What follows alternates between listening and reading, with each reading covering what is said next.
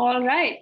In the interest of time, I'm happy to get started. Thanks everyone for joining us on a Thursday evening before a long weekend.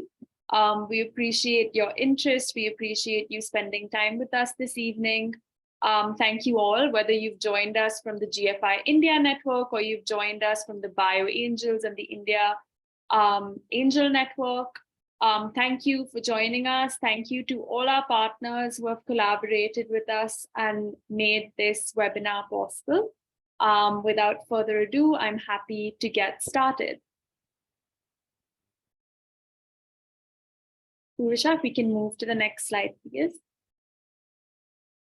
Great. So quickly, just to introduce who we are and what we do, for those of you who haven't joined through the GFI India network, the Good Food Institute India is part of a network of non-profit agencies working to diversify protein sources for a more healthy, sustainable, and just food system. As an organization, we work with scientists, entrepreneurs, investors, and other stakeholders across 4 broad pillars. We have a science and technology team that works to advance open source foundational science of alternative proteins. We have a corporate engagement team that builds relationships with some of the world's largest food manufacturers, meat companies, restaurants, and retailers, helping them to capitalize on the opportunities presented by this protein transition. Our innovation team works to support industry entrepreneurs as well as startups and works closely with investors and other financial institutions that are taking an interest in the space. And finally, we have a policy team that works quite closely with governments as well as the regulator to ensure that alternative proteins have a fair path to market and an equal chance of success. Today, we're super excited to announce our partnership with BioAngels to support both investor engagement as well as venture building in the smart protein and biotechnology sector. Both GFI India and BioAngels are looking to jointly collaborate with partners like yourselves to help you understand the biotech ecosystem in India better, opportunities it might present for investments, as well as access startups that are building the future of food. We plan on doing this by actively reaching out to investor networks, working closely with promising startups, and disseminating knowledge much through webinars like this. Sharing more details about key technologies, market opportunities, and highlighting areas for growth. We look forward to working with both investors as well as startups in the ecosystem. And I'm sure Divya will add a lot more to this than I have, and I will right after I'm done presenting. And with that, I would like to introduce you all to our first webinar as part of this series, the Financing the Future. Financing the Future is a 3-part knowledge series through which we look to increase investor interest and engagement in the smart protein sector. I will let Divya share a bit more in a few minutes. But over the next 2 sessions, we hope to bring you investors as well as startups that are active in the space and give them an opportunity to share their experiences, hoping this might be useful to anyone in the audience that may be either considering investing in or starting up in the smart protein sector. So with that, I will get started with today's session. To begin, I want to just take a minute to ground us in the key challenges that we are facing over the next couple of years and beyond. According to the World Resources Institute, the world will have to close a 56% food production gap by 2050, primarily due to growing global populations and a growing demand for protein. This means we need to produce an estimated 7,400 trillion more calories every year. Developing countries like India and China will be major hotspots for the growing demand for poultry. Purvisha, can we switch slides, please? Thank you. For the growing demand for poultry due to growing incomes, upward mobility as well as changing demographics.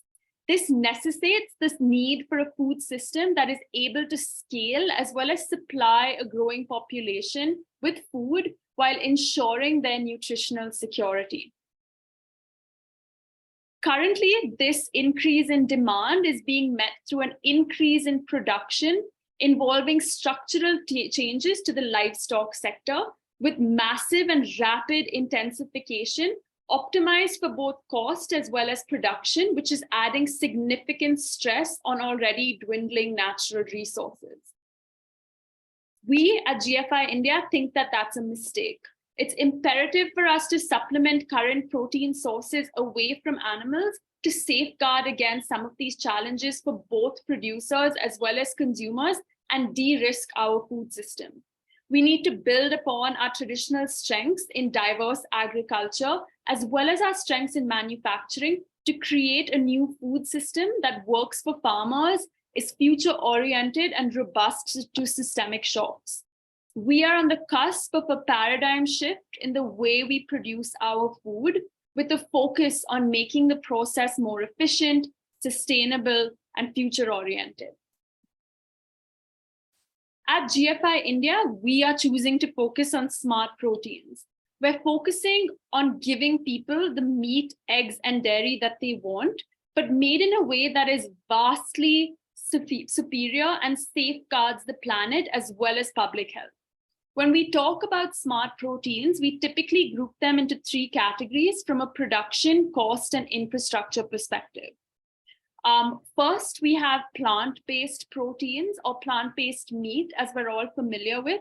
Essentially, what we're doing here is using the building blocks provided by crop ingredients to biomimic meat, egg, and dairy products so that they look, taste, and cook like their conventional animal-derived counterparts.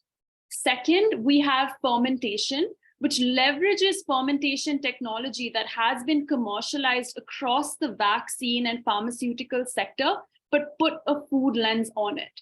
Fermentation allows for the production of both standalone products as well as functional ingredients.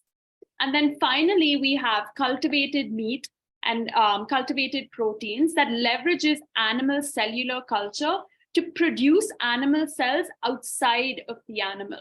What these products are is essentially identical to animal meat at the cellular level, but does not require the rearing and the slaughter of the animal.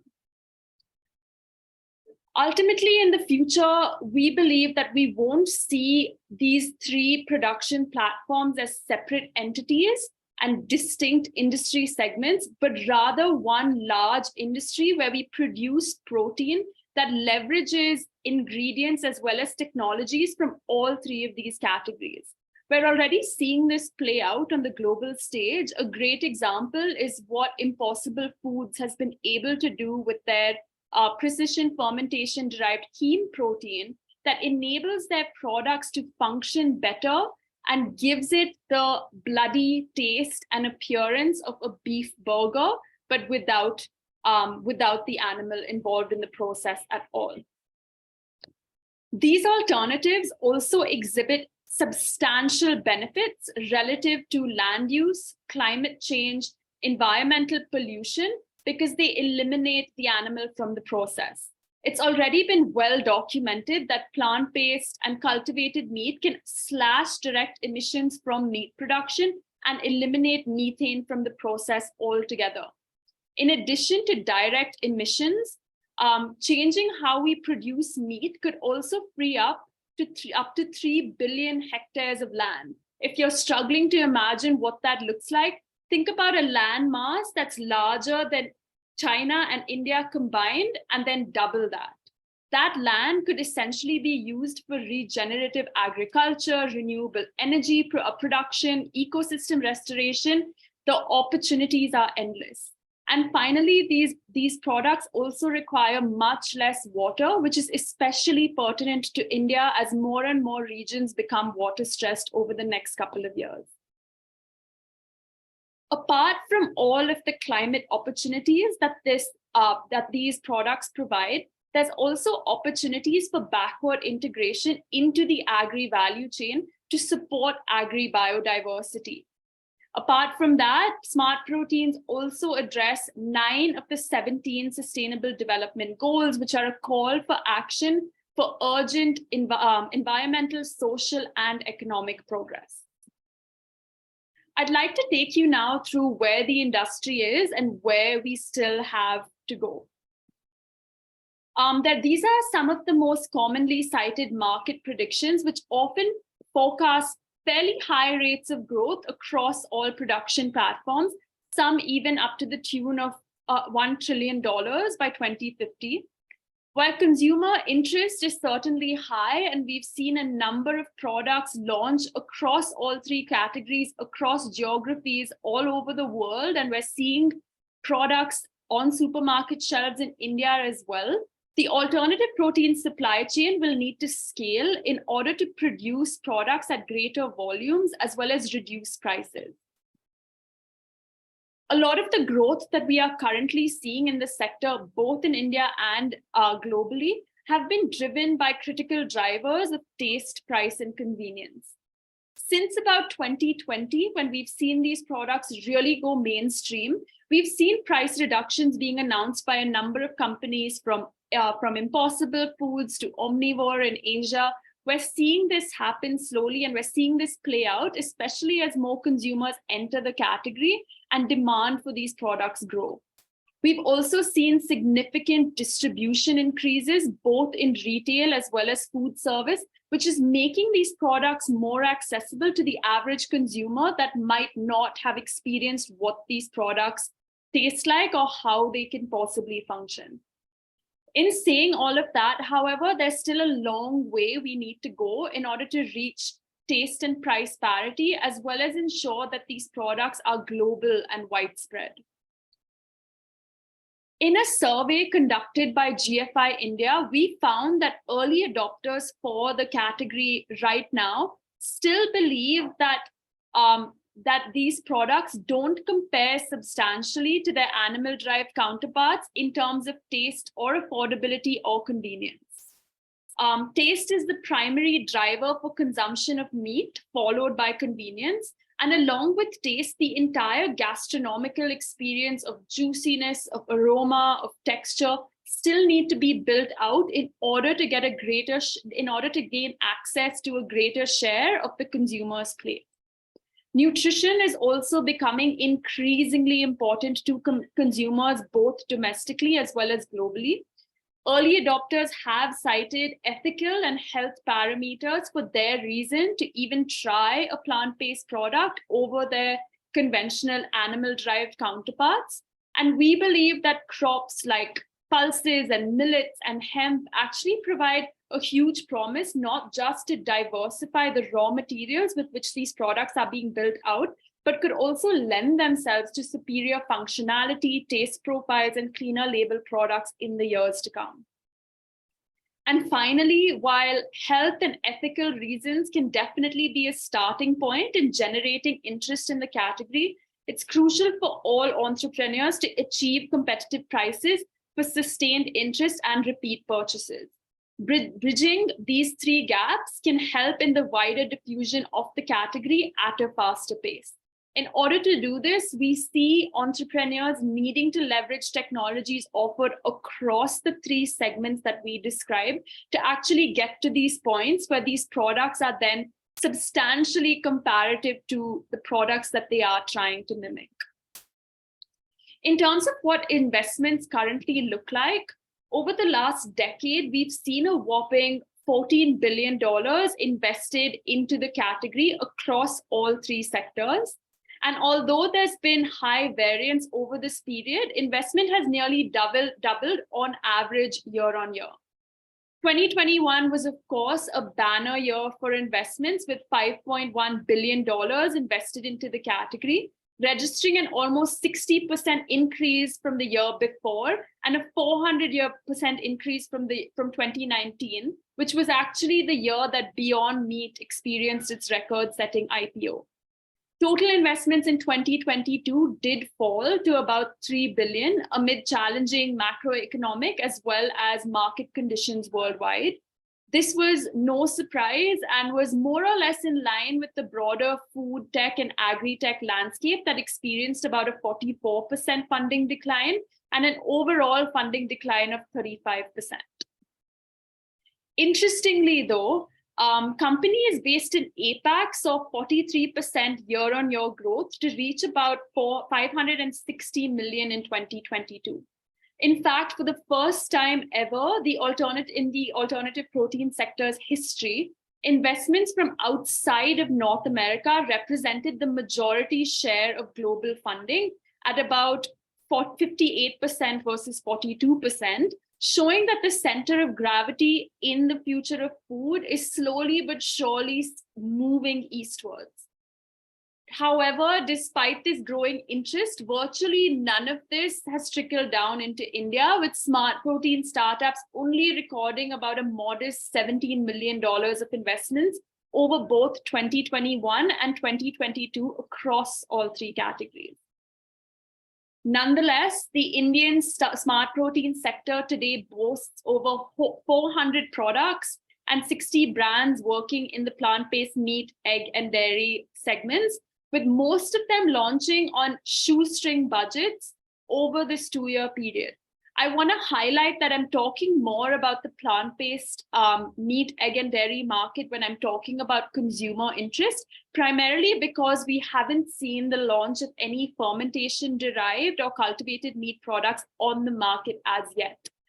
In saying that, however, we do have exciting startups that are working in both of these categories, both to manufacture end products, as well as manufacture the inputs that go into these end products, which is a hugely growing category globally. During this same 2-year period, we've also seen FMCG titans like Tata Consumer Products and ITC launch in the sector. We've also had Licious late last year sort of make inroads into the sector and launch their own line of plant-based meat, sort of demonstrating that the sector has been able to launch at least early proofs of concepts for this category in India.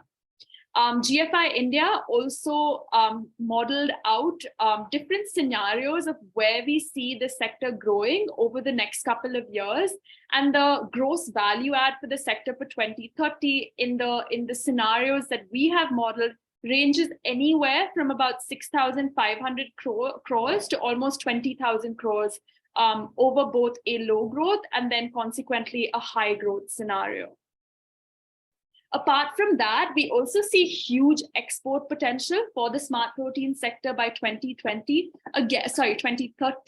again, ranging from about 4,500 crores in a low growth scenario to about 14,000 crores in a high growth scenario. Now, when I'm talking about these scenarios and I'm talking about a low growth versus a high growth, none of these situations are inevitable. All of this really will hinge on the fact of increasing consumer interest into these categories, achieving certain price milestones so that these categories become more accessible and affordable to a mass majority of the people, localizing a lot of our supply chains, utilizing indigenous ingredients, really working on those taste and functionality profiles so that consumers are then able to view these products more as drop-in replacements for products that they're already familiar with from a cultural point of view. In saying that, however, several smart protein companies have already established export supply chains to many international markets. Plant-based meat companies like Good Dot export to countries such as Canada and the Middle East. Blue Tribe Foods is currently exporting to Nepal and Singapore. Wakao recently announced that they are exporting to Singapore as well. And Oat Milk, a plant-based dairy company, has also begun exports to Dubai. Indian smart protein companies are also making a conscious shift away from formats that were initially limited to burger patties and nuggets and sausages towards more Indian flavors and applications in the various catalogs that they're working within. Particularly making this an interesting offering both for international markets as well as for Indian diaspora that happen to be located within those markets. Moving on now into an investor survey that we've conducted to better understand the investment landscape. We invited investors across the globe to respond to a survey about what their current as well as their planned investments in the alternative protein sector was, and also share with us their views about the category.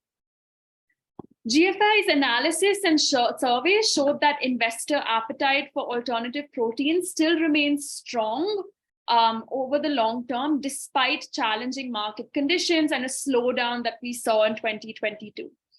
87% of the respondents of this survey expect to make investments in alternative protein companies or funds in 2023. A huge contribution to this sustained investor optimism is the increased recognition of alternative proteins as a key ESG industry. ESG is important for 94% of the investors that we surveyed, with 72% deeming ESG to be critical or very important and investing significantly in alternative proteins accordingly. In fact, ESG was actually the primary driver of investments in alternative proteins for about 42% of the investors surveyed. Apart from that, we're also seeing that investors are diversifying their alternative protein holdings rather than investing in just one single product category. They are now investing across plant-based, cultivated, and fermentation, with a particular interest in B2B companies providing ingredients as well as equipment to the industry. What they are seeing is a key need that will enable the sector to actually scale. Excuse me. Product categories that were also of high interest to investors were precision fermentation, biomass fermentation, alternative fats, especially derived from both animal cellular agriculture processes as well as fermentation processes, cultivated seafood, cultivated dairy. So you're really seeing growing investor interest within these areas. Apart from that, bolstered by the sort of shifting global economic climate, we've also seen that investors are looking for new opportunities for doubling down on their alternative protein investments in emerging markets. India particularly has an important role to play and can channel its potential manufacturing prowess, agricultural biodiversity, and ample STEM talent to support global market development. Finally, of the investors surveyed, 99% of respondents are optimistic about the long-term potential of the industry.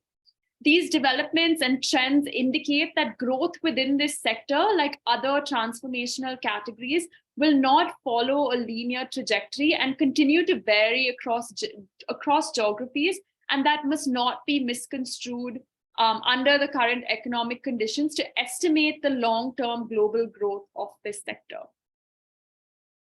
Moving now towards the startups. Similar to the investor survey, GFI also surveyed startups on the state of their companies, their fundraising needs, business challenges that they were facing across September to October in 2020.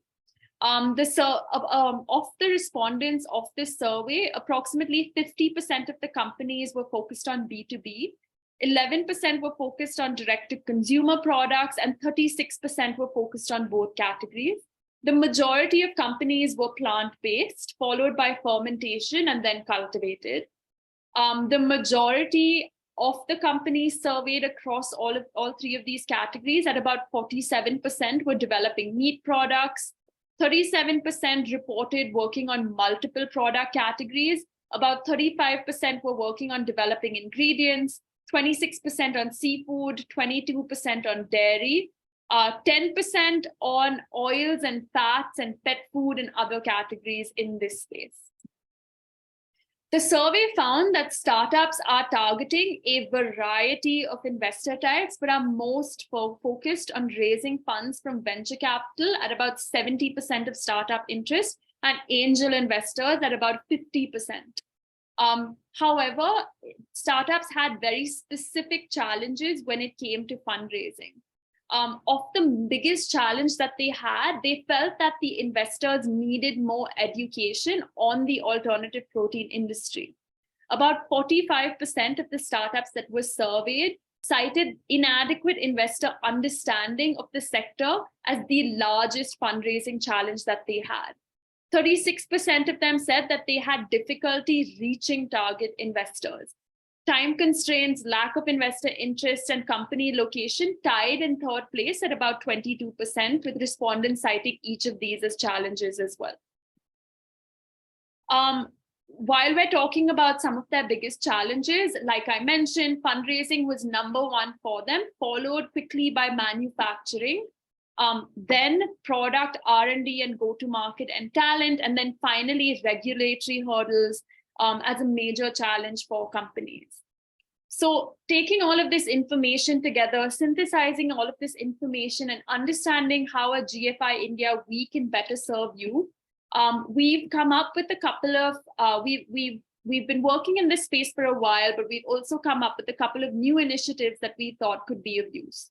Firstly, in order to bridge the gap between investors and startups in the ecosystem, GFI India has recently launched a fundraising database that looks to capture details on fundraising startups, their capital requirements, and their fundraising background to support investors on deal flow and help startups access the right partners as well. If you are a startup that is currently working in the alternative protein sector, we'd love to help you. First and foremost, we provide both strategic as well as advisory support. We have a team of science and technology specialists, industry specialists, policy specialists that can help with research and product development for you to hit all the right parameters. Once you have a concept or a product ready, we can support you with valid trialing and testing, building out your go-to-market strategy, and then finally helping you position your startups to hit optimum consumer adoption. Secondly, we also are working with over 100 partners across the value chain to help you localize and help you diversify what your product currently looks like. These partners can support you on ingredient sourcing, on manufacturing, on packaging, and distribution. We have been working tirelessly to educate them on the needs of the smart protein industry, and we hope that this ecosystem database that we've built out can be useful to you. Thirdly, we also support on regulatory items. We work closely with government bodies on building out a fair regulatory framework. We're constantly working with startups to ensure that we have a good idea of the challenges that you're facing, both in terms of a regulatory as well as in a policy front. And we look to ensure that you're heard from a collective approach rather than you having to fight this battle individually yourself.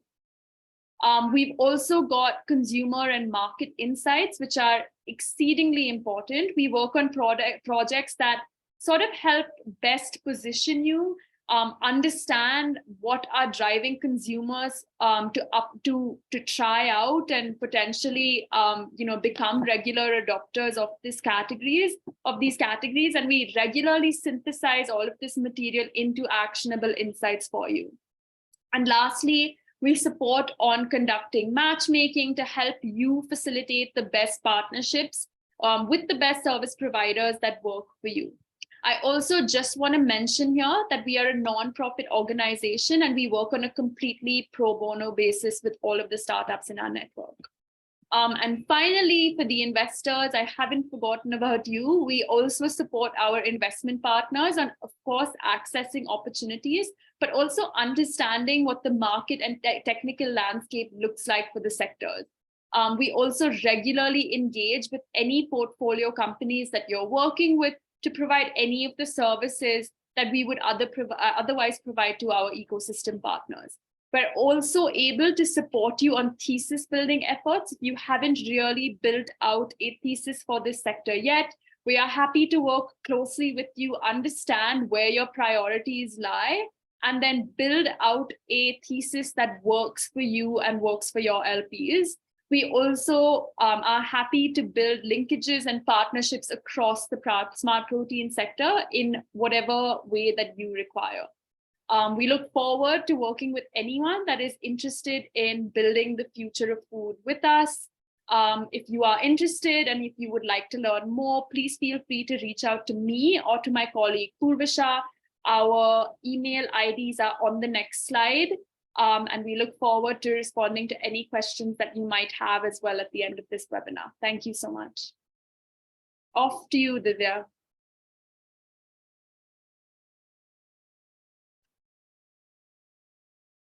Thank you so much, Nicole, for that engaging session and announcing the partnership between BioAngels and GFI, through which we are actually focusing to facilitate the biotech and smart protein ecosystem together and provide incremental opportunities to startups along with investment opportunities to our investors.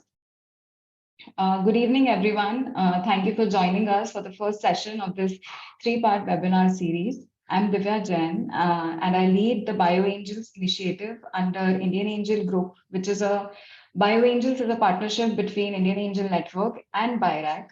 As BioAngels, we invest in early stage startups, and our ticket size ranges from 25 lakhs to 10 crores. Without taking much of your time, let's move on to today's topic. I'll just share my screen.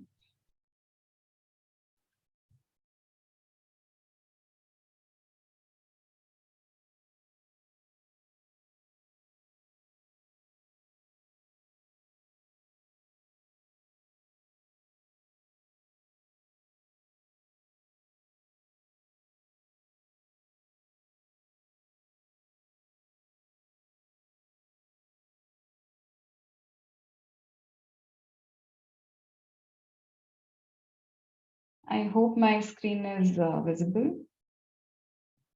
Yes, Divya. Thank you. Today's topic is driving investment in biotech sector. I'll be covering majorly two aspects. One is investment in biotech, and another would be angel investments. Moving on to the next slide. So, India as a country has emerged as a growth catalyst in the biotech sector due to multiple factors, which are ranging from large and diverse population providing significant market for biotech products, strong scientific and technical talent, cost-effective research and development, favorable regulatory environment in this sector that the government has created in the past few years, rising demand for healthcare, and many more such factors. Like we can see in the slide, India's bioeconomy has reached in the past 10 years has reached up to $80 billion in 2021, and it is expected to grow to $150 billion in 2025 and $300 billion in 2030. The bioeconomy includes various sectors such as agriculture, healthcare, energy, medtech, pharma, bio-IT, and all the allied sectors. In 2021, India generated $219 million of bioeconomy on a daily basis. Today, at present, we have more than 5,300 biotech startups.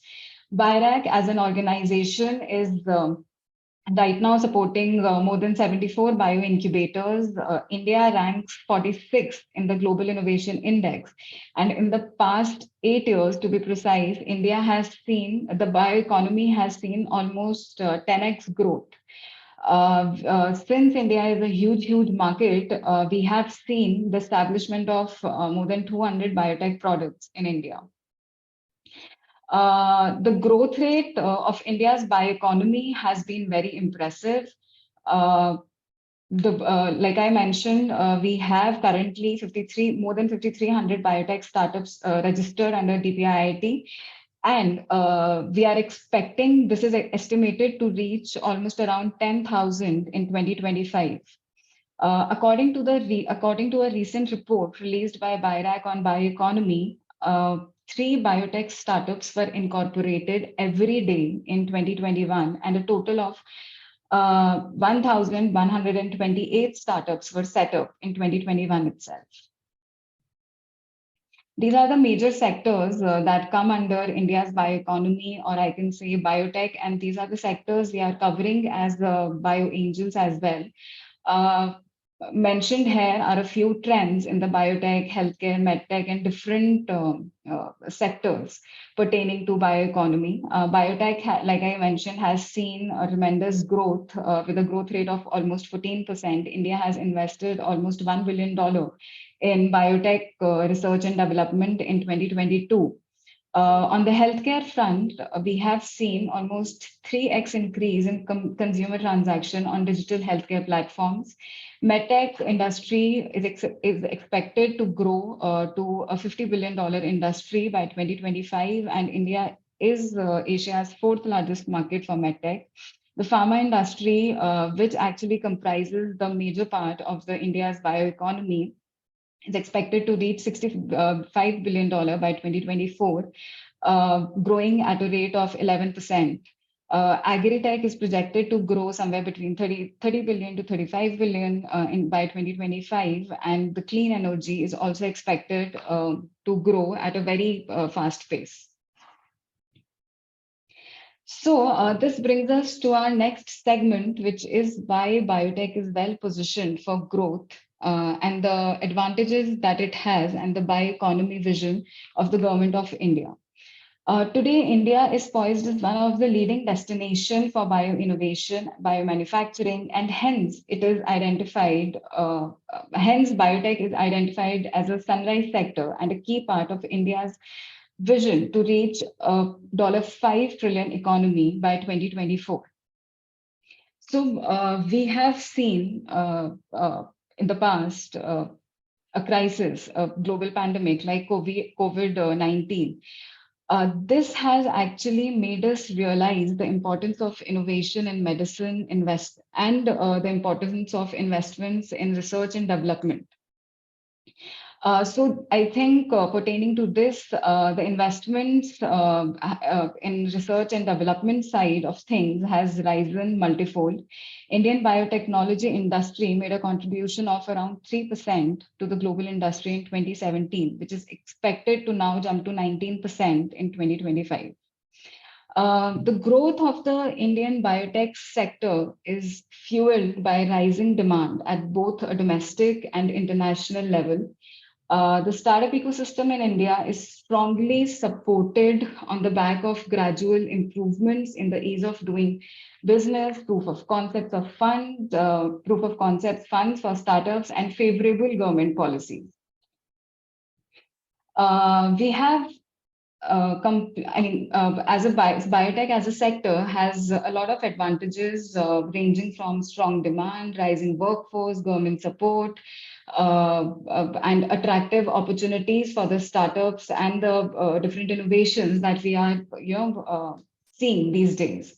We have, so the government of India has taken up several initiatives to promote the biotech sector in the country, recognizing its potential for driving economic growth and improving healthcare outcomes.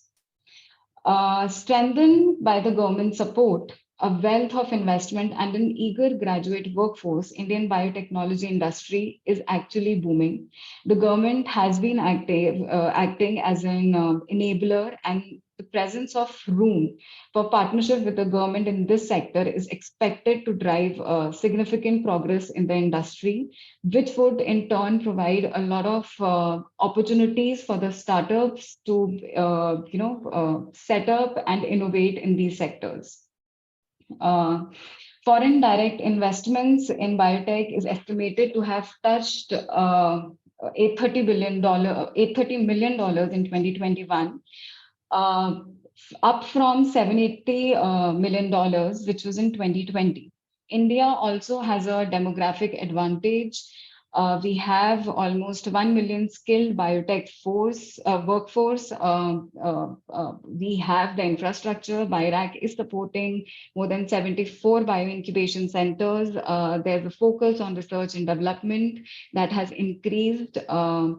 Biotech industry crossed a $1 billion research and development spend in 2021. And apart from this, there have been many favorable policies which have been launched by the government of India, like draft research and development policy of 2021, PLI schemes, and clinical trial rules that have propelled India to be the pharmacy of the world. In addition to these government initiatives, the idea of ease of doing business by the government of India through critical policy initiatives like Make in India, Startup India, Atmanirbhar Bharat, and formulation of the National Biotech Development Strategy of 2021-25 has also, in a way, facilitated the entire sector and are expected to contribute to the development of a robust biotech ecosystem. So this is the vision of the government of India for 2030, the bioeconomy vision. India is expected to become world's largest and most reliable drug supplier. India is supposed, by the government of India, we plan to establish India as a globally recognized, to have a global recognized presence in pharma innovation and provide access to affordable quality drugs and bring latest innovative drugs to Indian patients. This is, sorry. So this is the growth that has happened in the past 10 years in terms of startups. We can see the multiplier effect here. The startups, which were almost around 50 in 2012, have seen a 100x multiplier and have reached to 5,000. Incubator spaces have increased from 6 to 60. Fundraising has increased to almost 2,500 crores. Number of products has increased, number of jobs in this sector have increased, and the bioeconomy has also increased multifold. This is the multiplier we are expecting by 2025, and we can expect a bioeconomy of $150 billion by the end of 2025. Moving on to angel investments, the investment landscape for healthcare startups in India is growing. The investment growth in India was led by both deal volume,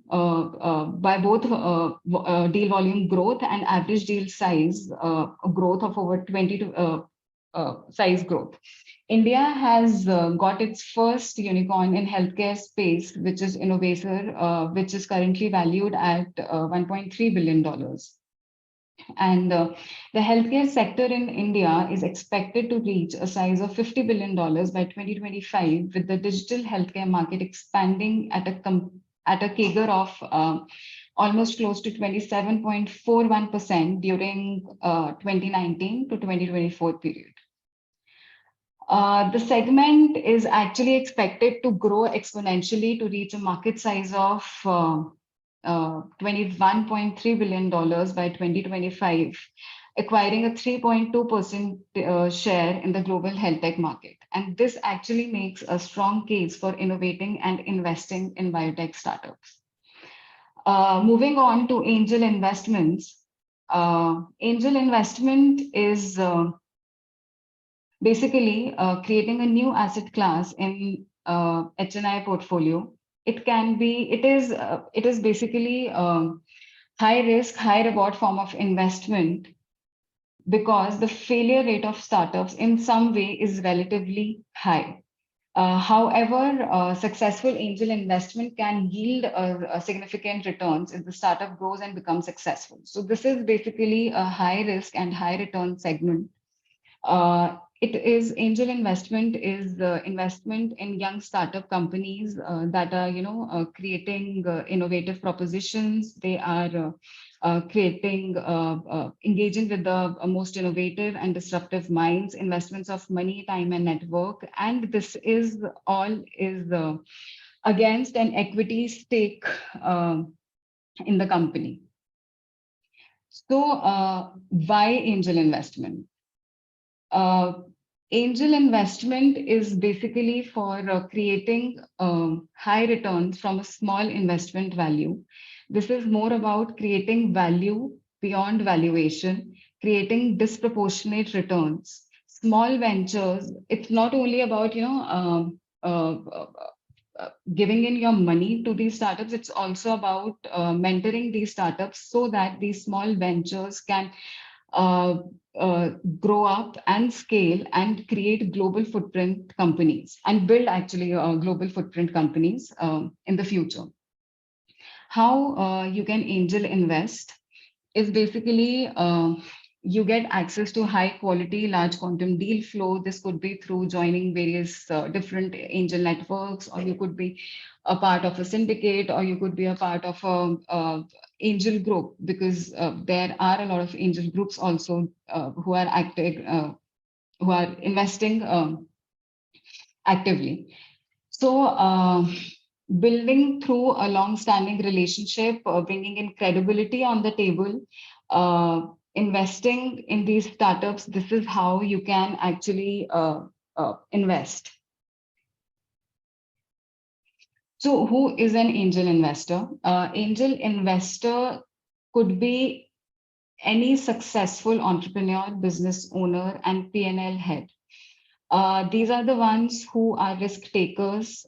They have patience and who are ready to ride along in the entrepreneur's journey to build his company. Any angel investor, he would be ready to promote entrepreneurship and innovation through the contribution of capital and by engaging with these most disruptive minds in the segment.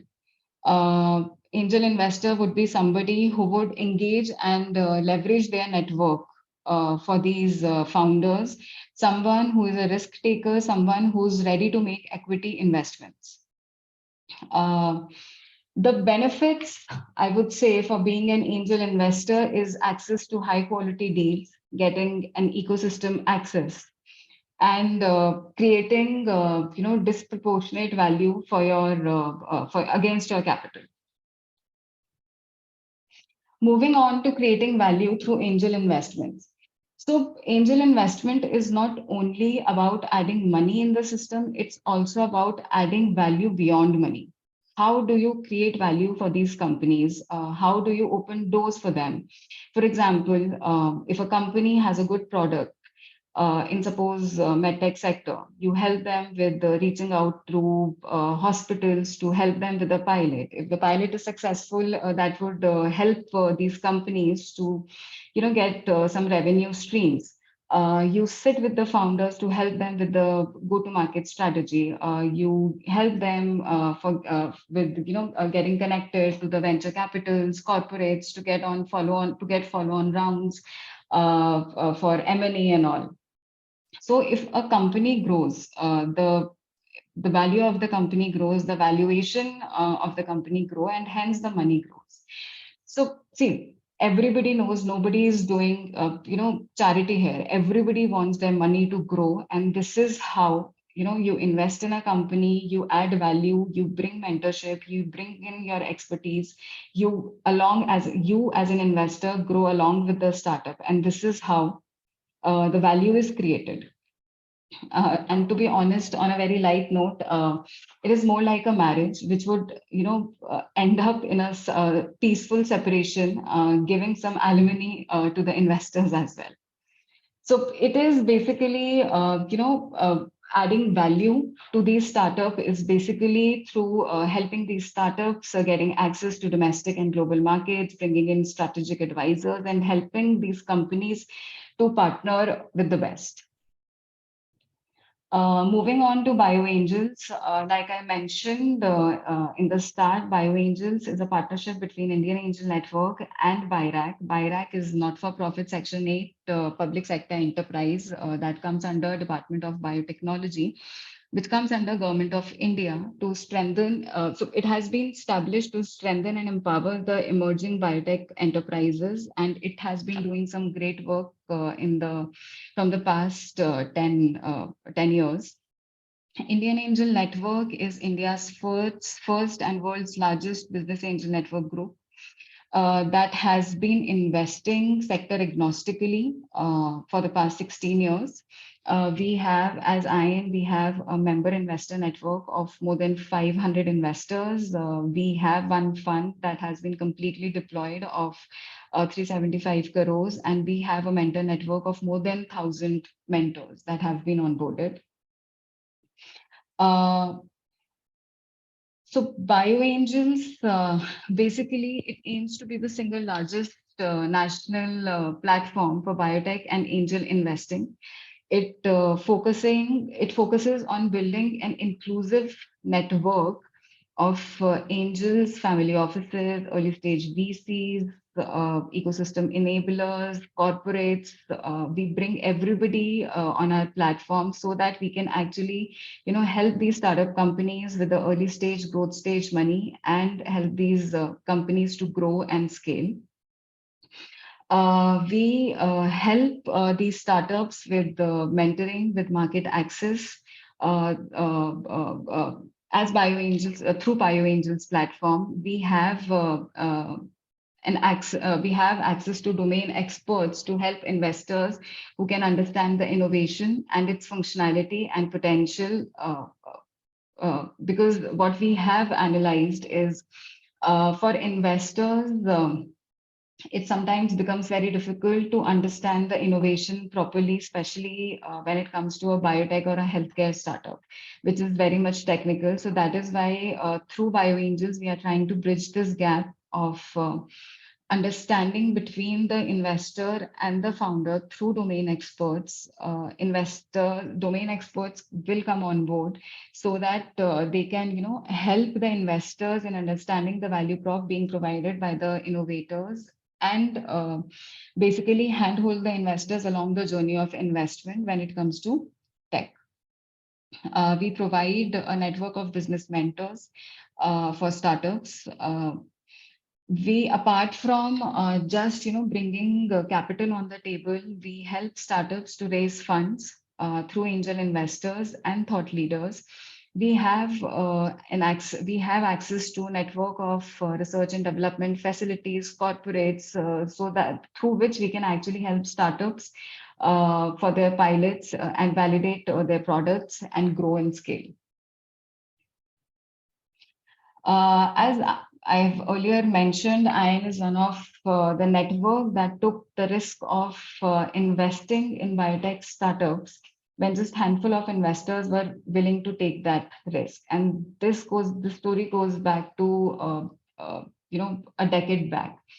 Now, presently, IAN has given good exits to its investor with multiples ranging from 2x to 100x, and IAN's healthcare portfolio have tracked an IRR of almost 35%, including marquee investments like Transcell, Nocag, Zip, Fool, TrueMeds, and more. BioAngels, as a organization, it goes beyond investing. It leverages IAN's sharp investor centricity and emulates IAN's track record of giving returns to investors. Along with this, BioAngels also brings credibility on the table through BIRAC, which comes under the government of India. We are trying to build an environment that is conducive for startup growth and facilitate investment for these startups through private money.